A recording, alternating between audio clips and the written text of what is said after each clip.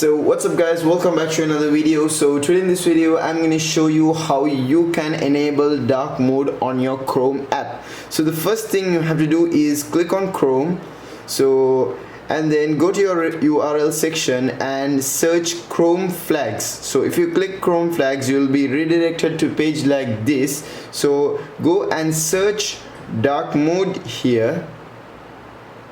So you can see these two options, Android web development dark mode and Android UI dark mode. So you enable both of these and then relaunch Chrome. So that's the easiest step you can do. So just click on relaunch Chrome, and then it will automatically again launch, and you can see that the Chrome is now in dark mode. So now you can go and click google.com and you can see it's in dark mode. So you can go and search Google stock camera and you can see all the elements in the page is now in dark mode. So thanks for watching guys. This is a quick video on how you can enable dark mode on your smartphone's Chrome app. So that's the end of the video guys. Make sure you subscribe me and also like this video.